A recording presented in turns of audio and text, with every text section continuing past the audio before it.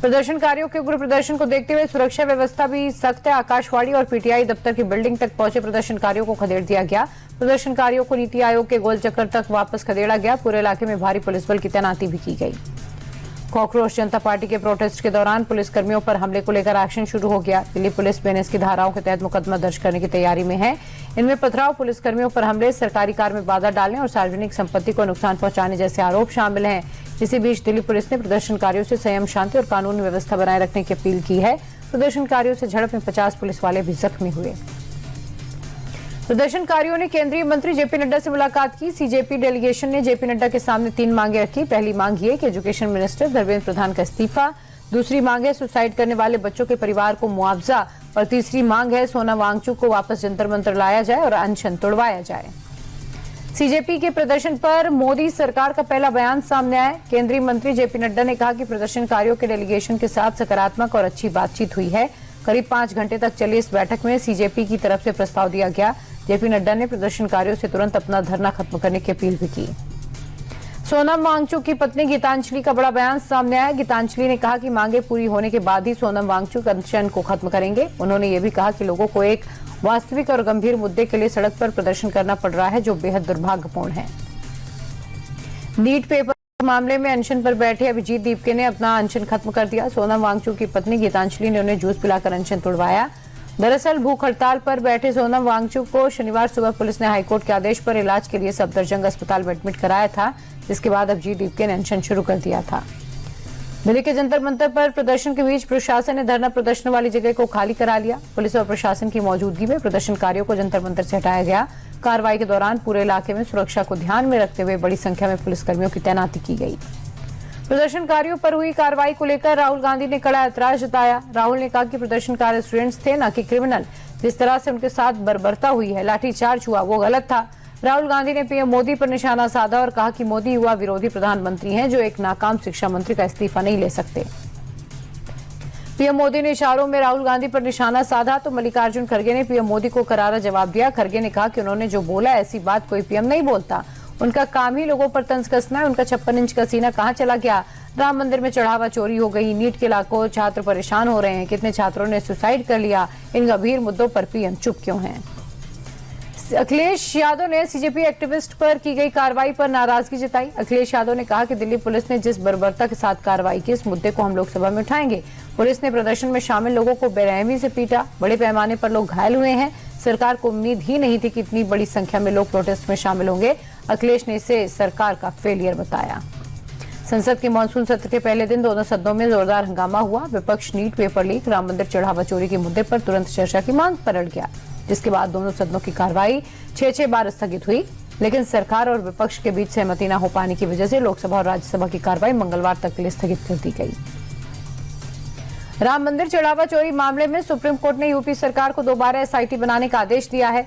Supreme court ने कहा कि अगर अभी तक बनी एसआईटी सिर्फ शुरुआती जांच कर रही थी तो दोबारा एसआईटी बनाए और इसका जिम्मा किसी आईपीएस को दिया जाए।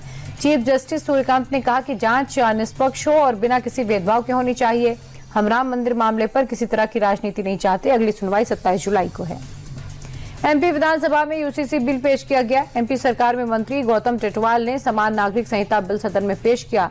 दरअसल सीएम मोहन यादव ने कहा था, सभी नागरिकों के लिए एक समान ही कानून होने चाहिए। राम और रहीम को मानने वाले लोगों के लिए अलग अलग कानून नहीं होने चाहिए। बिहार के 551 मॉडल स्कूलों का नाम बदलकर सरस्वती विद्या निकेतन करने और उन्हें केसरिया रंग से रंगने पर सियासत गर्मा गई। सीएम सम्राट चौधरी ने बेगूसराय से इसका शुभारंभ किया। विपक्ष के साथ साथ सरकार की सहयोगी पार्टी जेडीयू ने भी इस फैसले पर सवाल उठाए। जेडीयू का कहना है सिर्फ रंग बदलने से शिक्षा का स्तर नहीं सुधरता, वहीं विपक्ष इसे शिक्षा के भगवाकरण की कोशिश बता रहा है। यूपी के प्रयागराज में मूसलाधार बारिश के बाद शहर के कई हिस्सों में जल जमाव हो गया। सड़कों पर पानी भरने से यातायात भी प्रभावित हुआ और लोगों को दिक्कतें हो रही हैं। सिविल लाइंस और शहर के निचले इलाकों में पानी भर गया। प्रशासन ने जल जमाव से निपटने के लिए राहत कार्य शुरू कर दिए। देहरादून में लगातार बारिश के चलते बाढ़ जैसे हालात बन गए। नदी में उफान आ गया, जिसके चलते निचले इलाकों पर संकट है। फिलहाल प्रशासन ने नदी के आसपास जाने से लोगों को रोका है। सड़कों पर पानी भरने की वजह से लोगों को आवाजाही में भी दिक्कतें हो रही हैं। जम्मू कश्मीर के रियासी में लगातार तेज बारिश के चलते चनाब नदी उफान पर है। नदी का जलस्तर काफी बढ़ गया, जिसके चलते निचले इलाके में जल जमाव हो गया और लोग परेशान हो गए। प्रशासन ने लोगों को सावधान रहने की सलाह दी। उफान पर बह रही धाराओं और जोखिम वाली जगहों से दूर रहने के लिए कहा गया। यूपी के बिजनौर में नमाज पढ़ने जा रहे बुजुर्ग पर एक बेकाबू सांड ने अटैक कर दिया। पीछे से आए सांड ने बुजुर्ग को हवा में उछाल दिया, जिससे वो गंभीर रूप से घायल हो गए। पूरी घटना सीसीटीवी में कैद हो गई। घायल बुजुर्ग को इलाज के लिए अस्पताल में भर्ती कराया गया। उत्तर प्रदेश के अलीगढ़ में बेखौफ बदमाशों का तांडव दिखाई दिया। यहाँ एक दुकान में घुसकर कुछ दबंगों ने व्यापारी पर जानलेवा हमला कर दिया और उसे पीट दिया। गुंडागर्दी की पूरी वारदात सीसीटीवी में कैद हो गई। पीड़ित दुकानदार की तहरीर पर पुलिस मामला दर्ज कर हमलावरों की तलाश कर रही है। पंजाब के गुरदासपुर में 1 करोड़ की रंगदारी न देने पर बदमाशों ने फाइनेंस कंपनी के मालिक के घर अंधाधुंध फायरिंग कर दी। हमलावरों ने थार गाड़ी के शीशे चकनाचूर कर दिए, जिसके जवाब में पीड़ित पक्ष ने भी गोलियां चलाई। करीब आधे घंटे तक चले इस खूनी खेल के बाद फॉर्च्यूनर सवार शूटर फरार हो गए। पुलिस ने केस दर्ज कर हमलावरों की तलाश तेज कर दी। पंजाब के लुधियाना में एक शादी समारोह का जश्न उस वक्त हिंसक झड़प में तब्दील हो गया जब पड़ोसियों के बीच विवाद हो गया। दोनों ओर से जमकर ईंट पत्थर चले, तोड़फोड़ भी हुई, जिसमें कई लोग जख्मी हो गए। इस हंगामे की वजह से निकाह का कार्यक्रम प्रभावित हुआ। दोनों पक्षों ने एक दूसरे पर गंभीर आरोप लगाए। फिलहाल पुलिस सीसीटीवी फुटेज के आधार पर जांच कर रही है। गुजरात के आणंद में मासूम बच्ची से दरिंदगी और हत्या के आरोपी सुरेश परमार को पुलिस ने मुठभेड़ में ढेर कर दिया।